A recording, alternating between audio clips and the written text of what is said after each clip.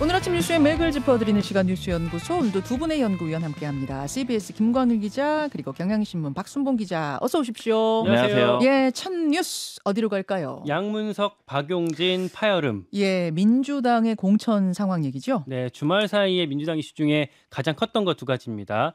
친명계 양문석, 비명계 박용진 이슈였어요. 네. 먼저 양문석, 경기 안산갑 후보고요. 노무현 전 대통령 비하 논란이 있었어요. 지난 2007년에서 2008년 썼던 기고문에서 노무현 전 대통령을 실패한 불량품이다, 매국노다 이렇게 비하한 걸로 드러났습니다.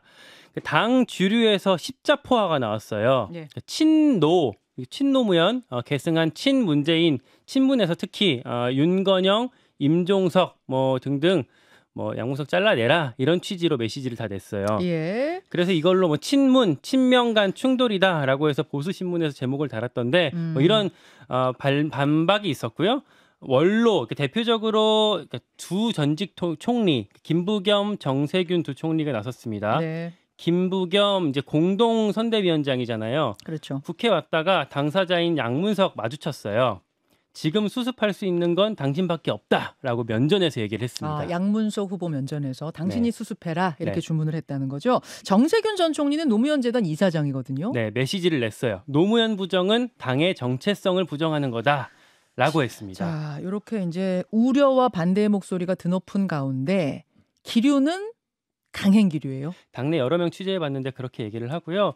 그렇게 읽을 수밖에 없을 것 같아요. 네 가지 짧게 말씀을 드릴게요. 네. 첫째, 이재명 대표가 본인이 직접 얘기를 하고 있습니다. 노무현 전 대통령은 대통령 욕할 수 있다라고, 그게 국민의 권리다라고 말씀을 하셨다라고 계속 얘기를 하고 있고요.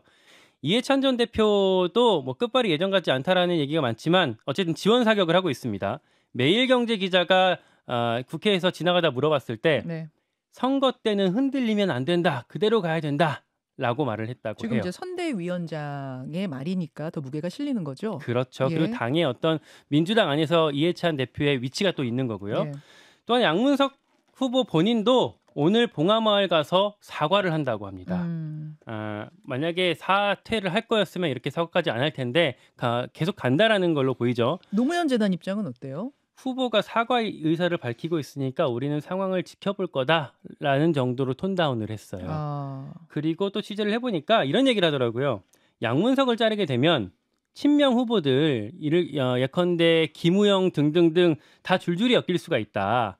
말씀드렸던 김우영 후보 같은 경우에도 예전에 비명계를 언급하면서 대가리 뽀개버리자 이런 아주 거친 말을 썼던 전력이 있거든요. 이제 워딩 그대로 읽으시냐고 좀 부적절한 단어입니다만 그대로 네. 쓰셨어요. 네, 그러니까 만약에 양문석 후보의 문제를 키우게 되면은 줄줄이 더 엮일 수밖에 없기 때문에 여기서 차단해야 된다라는 식의 논리가 민주당 안에 있다고 합니다. 여기서 또 낙마를 시키면 그 다음 막말이 또 기다리고 있을 것이다, 이런 거예요? 그렇죠. 여기서 막자는 거죠. 그래요. 자, 이제 양문석 후보와 관련된 것이 그러했고 이렇게 돌아갔고, 박용진 의원은 조수진 변호사와 경선을 치르게 됐어요. 정봉주 전 의원을 잘라낸 강북을 자리에 2등이었던 박용진 의원을 주지 않고 아예 재공모를 받았습니다. 민주당이. 여기에 27명이 지원했다고 해요. 네. 그리고 이거를 전략공관위가 2명으로 추렸어요. 사실은 그 후보에 한민수 대변인, 조상호 변호사 이런 사람들 이름이 거론이 됐는데 최종적으로 후보에 오른 사람은 조수진 변호사. 네. 조수진 의원하고 헷갈리시면 안 됩니다, 여러분. 사진 있으면 좀 보여주세요. 예. 네, 노무현 재단 이사고요. 유시민 전 장관이 진행하는 알릴레오 진행자로 알고 계신 분들이 있더라고요. 이 두 사람을 2인 경선을 붙였습니다. 예. 근데 이 경선 방식이 사실 좀 저는 듣도 보도 못한 좀 이례적인 방식이더라고요. 어떤 방식인데요? 당심 100대 민심 0이었습니다. 당심 100% 경선? 네. 일반 여론조사를 아예 여기 포함하지 않고요. 당원 투표 100%로 했어요. 어허. 그것도 이 지역 강북을 당원 투표는 30%로 제한을 했고 네. 나머지 70은 전국 당원 투표로 채웠습니다. 강북을 후보를 뽑는데 전국 당원이 70%나 뽑아요. 그러다 보니 거기 지역구 의원이었던 박용진 의원한테는 좀 불리하게 설계가 됐고요. 안 그래도 현역 하위 10%에 걸렸어서 30% 감점이었거든요. 그게 이번에도 또 적용됩니까? 그렇죠. 그리고 조수진 변호사는 여성의 신인이라서 25% 가점이 있어요. 그럼 마이너스 30%대 플러스 5%. 네, 이미 한 55% 격차를 안고 경선을 시작하게 됐습니다. 예. 그러다 보니까 뭐 박용진 찍어내기다, 박용진이 승산 없는 싸움을 하고 있다. 뭐 제가 취재한 뭐 친명이건 비명이건 모두가 이런 식으로 입을 모으고 있었습니다. 그래요. 민주당 공천이 지금 제일 문제로 지적이 되고 있는 게 네. 지역마다 공천하는 방식이 다르다는 점이에요. 그러니까 여론조사를 미리 다 뭐 당에서 짜보고 돌려보고 맞춘 거 아니냐라는 식의 지적이 지금 당내에 제일 많이 있고요. 이렇게 되면 사실 뭐랄까 당 안에서 친명계 일색으로 쫙 정리가 될 텐데 균형이 깨져서 다 같이 죽는 거 아니냐 이런 우려가 당내에 있습니다. 자, 민주당의 이슈들 정리해 주셨는데 박순봉 기자는 어디 주목하셨습니까?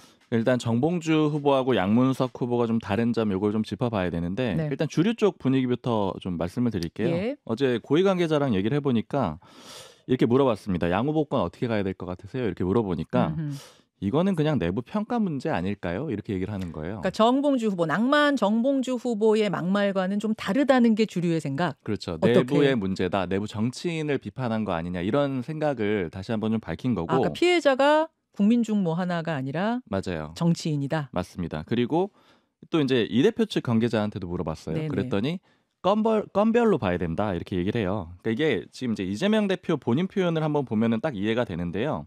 어제 화성에서 기자들한테 이렇게 표현을 합니다.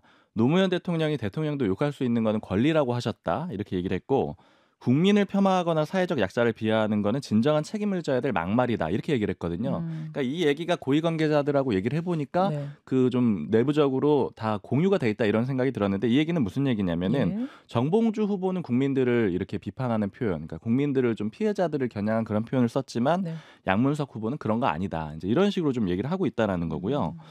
그리고 이제 또 하나 봐야 되는 거는 이제 이렇게 그 사람을 좀 쳐내는 과정들을 볼 때는 지금 이제 여론이 어떤가 이런 걸 좀 봐야 돼요. 그러니까 전체적으로 총선에서 이길 수 있느냐 없느냐 이게 왜 그러냐면은 판세. 네, 전체 큰 판세를 봐야 되는데 지금 큰 흐름 보면은 국민의힘이 훨씬 많은 후보를 쳐냈잖아요. 4명의 후보를 쳐냈죠. 근데 이 얘기는 뭐냐면 훨씬 더 선거의 위기감이 크다라는 거고 이건 왜 그러냐면 1차적으로는 총선 이겨야 되잖아요.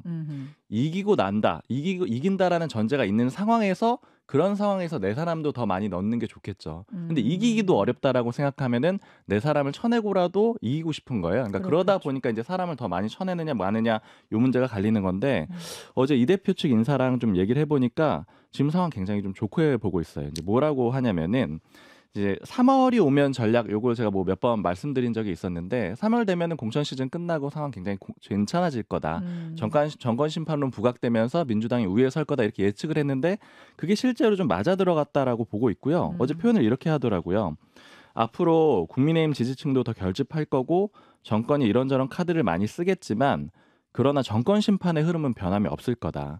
그리고 경제는 회복이 안 될 거다. 이렇게 얘기를 하고 있어요. 그러니까 즉 큰 흐름 자체는 지금 역전이 가능성이 별로 없다라는 거고 즉 이렇게 본다라고 하면은 양문석 후보까지 내줄 그런 상황이 전혀 아니다. 이렇게 볼 수 있다라는 거예요. 153석 플러스 알파 얘기도 지금 민주당 쪽에서 나왔던 거잖아요. 그런 걸로 봤을 때 판세가 유리하고 이대로 갈 거라고 보기 때문에 조금 더 자신감 있게 이 주류의 생각을 펼 수 있다 이런 얘기군요. 맞습니다. 훨씬 더 덜 민감하게 반응할 수 있는 거고요.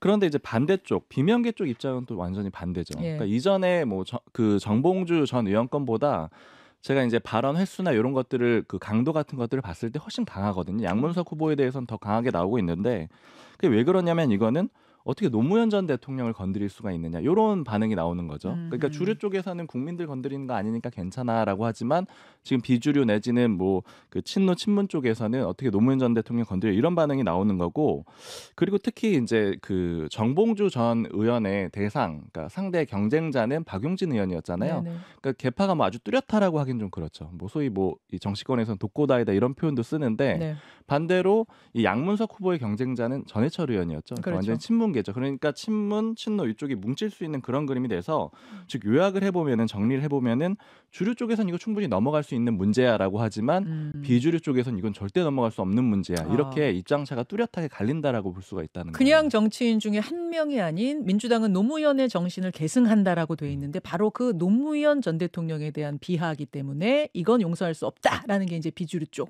그렇죠. 그래서 이게 앞으로도 갈등이 좀 커질 수 있고 특히 선대위에 김부겸 그 상임선대위원장이 들어가 있잖아요. 그러니까 의견을 좀 적극적으로 피력할 걸로 보이고요.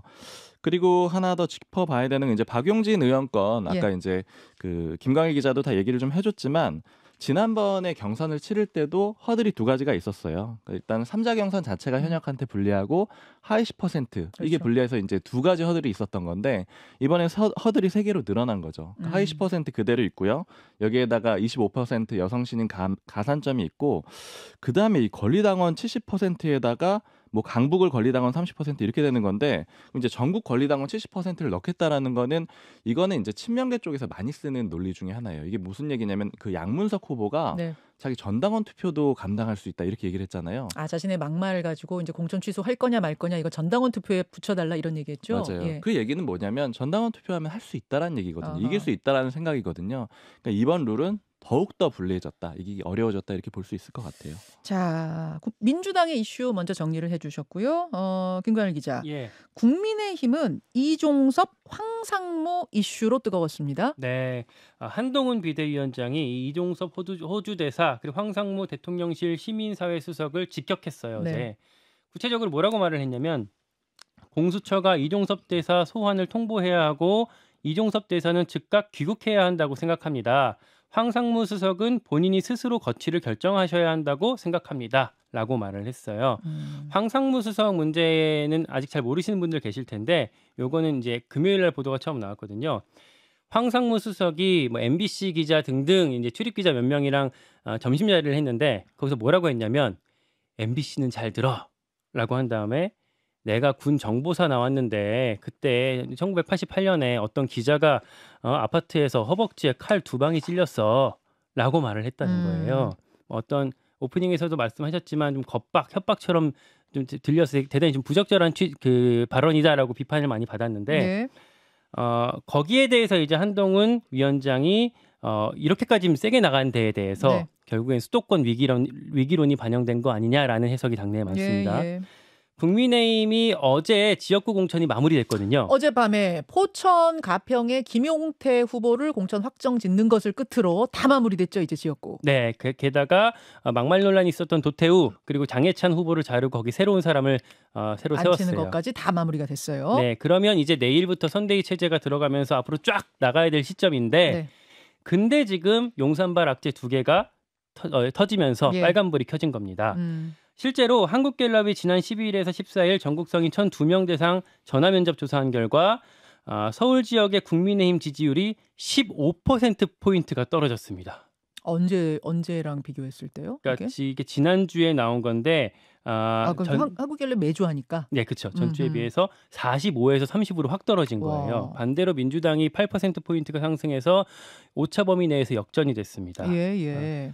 그런데도 대통령실에서는 별다른 인사 조치가 없었어요. 이건 알아보니까 오히려 좀 잔류시키는 기류더라고요. 황상무 수석의 경우에는 본인이 또 사과하고 있고 근신하고 있지 않느냐, 뭐 옛날 얘기하다가 좀 오버한 정도 아니냐라는 투의 반응이 좀 나오고요. 예. 만약에 자를 거라면 주말 사이에 뭐 교체가 있었어야 할 텐데 이렇게 버티는 거 보면은 윤석열 대통령도 좀 양해하고 감싸는 분위기가 아닌가라는 분위기가 읽힙니다. 이렇게 되니까 뭐 한동훈 비대위원장뿐만 아니라 당장 김은혜 분당을 후보. 네. 김은혜 후보도 SNS에 글 썼던데요. 이종섭 즉시 귀국하고 황상무 자진 사퇴하는 게 국민 눈높이다라는 글을 썼어요. 네. 김은혜 후보는 사실 전직 홍보수석이다 보니까 이런 글 직접 쓰기 되게 부담스러울 거고 원래 스타일상 사실은 이렇게 좀 뭐 치고 나가는 스타일, 공격하는 스타일은 아닌데 아니죠. 그런데도 불구하고 이렇게까지 쓰는 거 보면은 수도권에서 아마 되게 위기론이고 절박한 상황을 반영한 거 아닌가 싶습니다. 수도권 절박론이 지금 작동하고 있다. 그래서 이종섭, 황상무 정리론이 지금 나오고 있다. 맞습니까, 박 기자?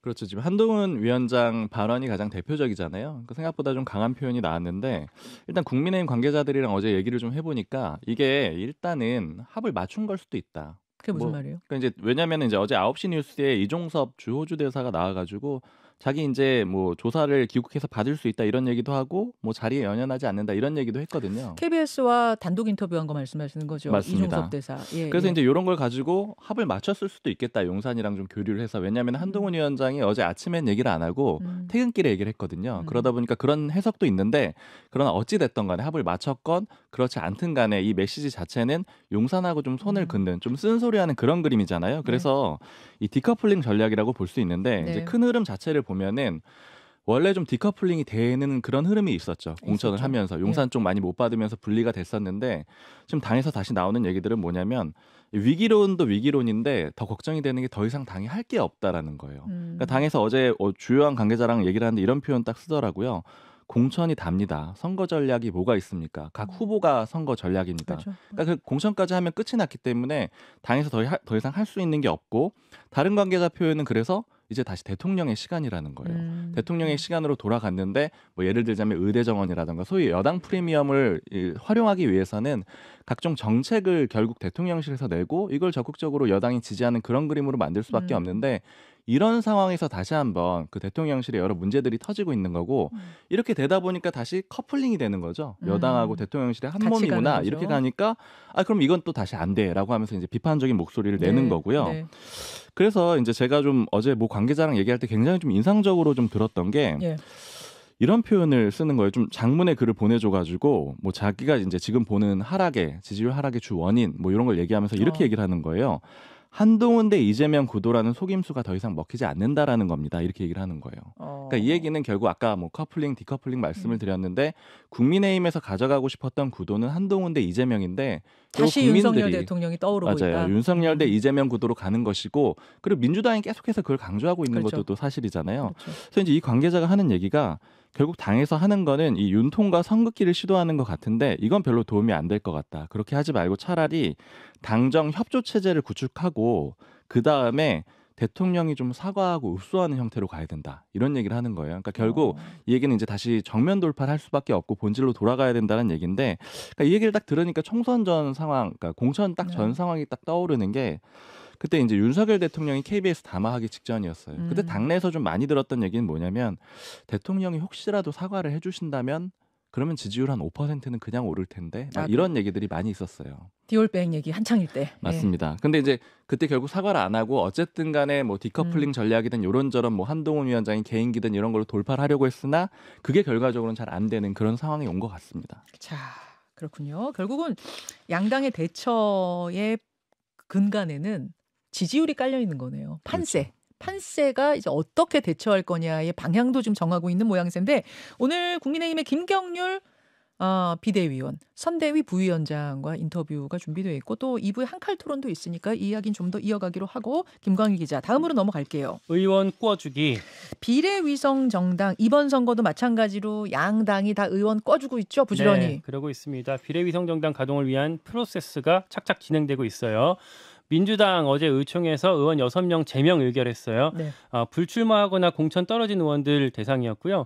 조만간 더불어민주연합에 입당할 예정이라고 합니다. 최근 경선 탈락한 이용빈, 이형석 의원도 조만간 합류한다고 하니까 기존에 있던 윤영덕, 용혜인 의원까지 다 합치면 10명을 채우게 돼요. 민주당의 비례위성정당은 현역이 10명. 네. 국민의힘도 이제 이렇게 갈 텐데 왜냐하면 이게 총선 기호 앞번호를 따려면 의석수 순으로 결정이 되잖아요. 앞번호도 앞번호지만 이렇게 쭉 투표 용지 나열했을 때 옆에 정당하고 나란히 위성정당이 놓이게 하는 그 배치를 원하더라고요. 그렇게 따져보면 국민의힘의 위성정당은 4번이 돼야 되고 민주당의 위성정당은 3번이 돼야지 딱 모양새 좋게 나란히 일렬 배치가 되더라고요. 자연스럽게 투표하려면 그럴 텐데 국민의힘도 그래서 지난주 금요일 날 비례대표 의원 8명을 제명했고요.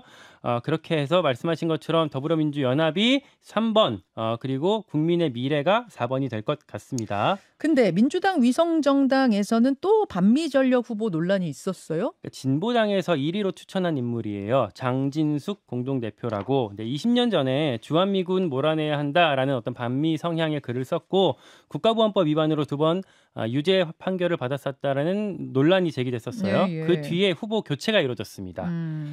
정혜경 전 진보당 경남도당 위원장으로 바뀌었고요. 당에서는 물론 이게 뭐 반미 이런 문제 때문이 아니라 종합적인 검토 결과다라는 식으로 대답을 했어요. 임태훈 군 인권센터 소장 후보 결국은 교체가 됐죠. 네, 그 자리도 컷오프로 마무리가 된 거예요. 그 자리도 교체가 됐습니다. 당사자는 계속 지금 뭐 반발하고 있고. 네, 그 이후에 어떤 수용한 입장을 보이지 못했고요.